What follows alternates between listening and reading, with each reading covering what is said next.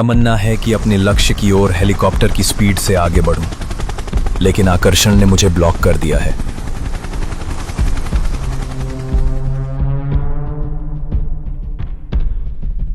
चाहता हूं कि स्टडीज अच्छे से करूं, लेकिन ऐसी लत लग गई कि इसकी वजह से पढ़ाई एक बोझा बन गई।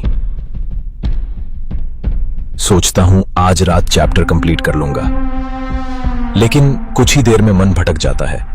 देखने लग जाता हूं अश्लील वीडियोस।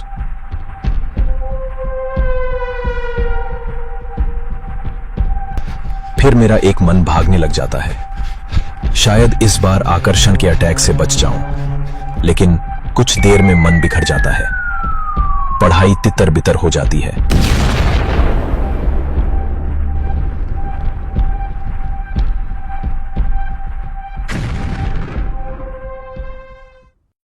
ये लगातार तीसरी बार मेरे मार्क्स कम आए। मां परेशान। बहन ने कहा, भैया ये तुम्हें क्या हो गया? और पापा, उनका बीपी हाई हो गया। जिसे मैंने मनोरंजन समझ लिया था, वो अब मेरे लिए मुसीबत बन गई है। हर दिन सोचता हूं कि बस आज कोई बुरे थॉट्स नहीं, लेकिन न जाने कैसे रोड पे चलते हुए, किताब खोलते हुए या इवन फ्रेंड्स के बीच वही लड़कियों का आकर्षण, बुरे ख्याल मेरे मन में घूमने लग जाते हैं। मुझे लगने लगा आई एम ट्रैप्ड। मुझे मैस्टरबेशन की लत लग गई थी। मैं एक थका हारा बेबस इंसान बन गया था। फिर एक सुबह सोचा, अब बहुत हो गया, इससे बाहर निकलना है। बुरे ख्यालों को, बुरी लत को भुलाना है। पूरा जोर लगाकर उन जंजीरों को तोड़ना है जो विफलता की जड़ है। अब पूरी पावर अपने गोल्स को अचीव करने में लगानी है। अपने कैरेक्टर को चमकाना है। उगते हुए सूरज की तरह अपनी रोशनी को बिखेरना है। भारत का एक आदर्श युवा बनकर दिखाना है। पूरी पॉजिटिविटी के साथ ऊपर उठना है। चुनौतियों से भरी लहरों से टकराते हुए, तैरते हुए अपना मुकाम हासिल करना है। आज मैं अपने क्लासमेट शिवम के पास बैठा, जिसके वाइब्स बहुत ही पॉजिटिव हैं। कुछ बातें होने लगीं। तभी कोमल, क्लास की खूबसूरत लड़की आई। शिवम ने उसका डाउट क्लियर किया। मैंने एकाएक पूछ लिया, कोमल, तुझे कैसी लगती है? थोड़ा शांत होकर उसने कहा, मुझे वो अपनी बहन जैसी लगती है। और हां, कॉलेज की सारी लड़कियां मेरी बहन जैसी ही हैं। मैं शॉक्ड रह गया। उसकी बात को पचाना मेरे लिए बिछे हुए अंगारों पर चलने जैसा था। किसी भी लड़की को सीधे बहन मान लेना मेरे लिए एक इम्तिहान से कम नहीं, लेकिन असली भारतवासी की यही तो पहचान है। मैंने पक्का कर लिया कि शिवम के पास मेरी प्रॉब्लम का सलूशन है। मैंने उससे अपनी प्रॉब्लम खुल के शेयर की। यार शिवम, मैं न चाहते हुए भी अश्लील वीडियोस देख लेता हूं। फिर ये लड़कियों का अट्रैक्शन, ये सब मेरे कंसंट्रेशन पर, मेरे माइंड पर मिसाइल्स की तरह अटैक करते हैं और मैं ब्लॉक हो जाता हूं। तुम इन सब चीजों से कैसे बच जाते हो? शिवम ने कहा, जैसे S-400 ने भारत की रक्षा की, ऐसे ही ब्रह्मचर्य ने मेरी रक्षा की है। ब्रह्मचर्य ही मेरा S-400 है। ब्रह्मचर्य ही मेरा आयरन डोम है। हमारे शास्त्रों में आता है कि स्त्री में मां, बहन या देवी का भाव करने से हम गंदे विचारों से बच जाते हैं। ब्रह्मचर्य व्रत हमारे मन को इस भाग दौड़ भरी जिंदगी में एकदम स्थिर रखता है। मैंने कहा, ब्रह्मचर्य यार बहुत हैवी है, ब्रह्मचारी बनना मेरे में ये क्वालिटी नहीं है। शिवम ने कहा, ये क्वालिटी तुम्हारे पास थी, लेकिन तुम समय के साथ उसे भूल गए। मैंने कहा, वो कैसे? शिवम ने कहा, याद करो, कुछ सालों पहले की ही बात है, जब तुम छोटे थे। तुम कितने अपने आप में खुश थे। तुम अकेले ही चले जाते थे और फिजाओं की ताल में झूमने लगते थे। तुम अकेले ही सूरज की उन किरणों को अपने हाथों से रोकते और मुस्कुरा देते। तुम किसी की राह ना देखते हुए चल देते बारिश में, किसी मोर की तरह आनंद में खिलखिलाने लग जाते। तुम्हारी खुशी तुम्हारे संग थी, तुम्हारी आजादी तुम्हारे साथ थी।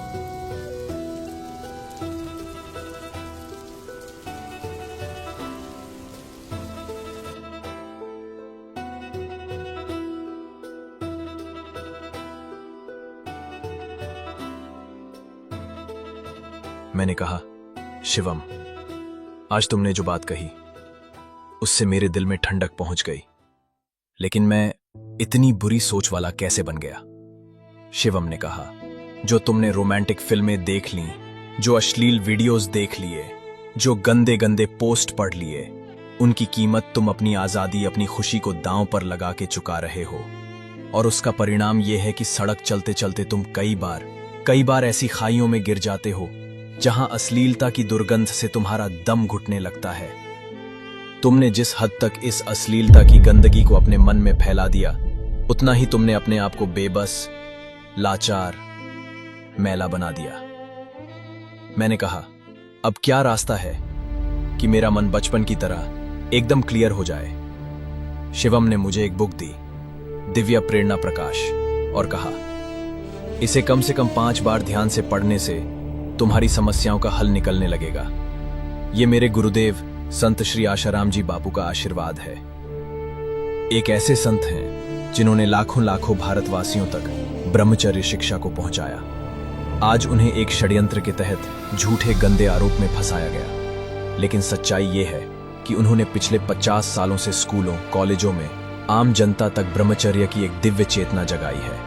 इसे पढ़कर युवक युवतियां संयमी बन गए।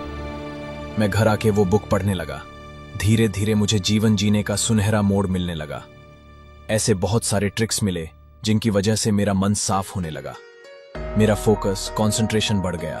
अब मेरे लिए असंभव कुछ नहीं। सच कहा, जैसे S-400 ने भारत की रक्षा की, ऐसे ही ब्रह्मचर्य में वो ताकत है जो हमारे चरित्र, हमारे यौवन की रक्षा करे।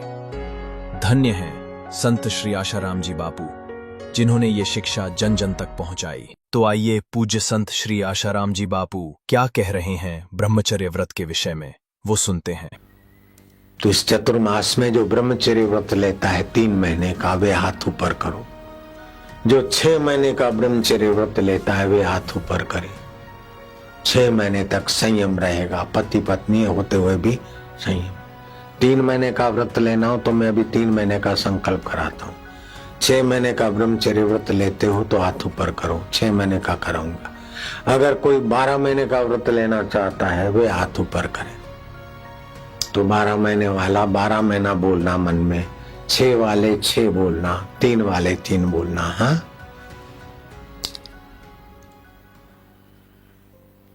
ओम बोलो, ओम ओम।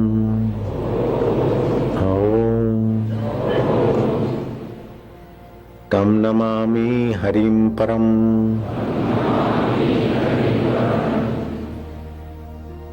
साबरमती तट, मोटेरा ग्राम, आसाराम बापू के आश्रम में आज हम संकल्प करते हैं अपना अपना नाम। मैं संकल्प करता हूं, मैं संकल्प माना फलाना फलाना फलानी फलानी। आज से 3 महीने का, 6 महीने का, 12 महीने का, जो भी जिसने लिया बोल लो। मैं 6 महीने का, 3 महीने का फलाना फलाना ब्रह्मचर्य व्रत का संकल्प करते हैं। ये नियम हमारा पूर्ण हो भगवान की कृपा से। सिर पे हाथ, आप दोनों हाथ जोड़ो। ओम अर्यमाय नमः, ओम अर्यमाय नमः, ओम अर्यमाय नमः। अर्यमा जी इतने संयमी ब्रह्मचर्य में थे कि अभी पितृलोक में वे शाश्वत सुख भोग रहे। गीता में भगवान ने कहा कि पितरों में अर्यमा तो मेरा स्वरूप है।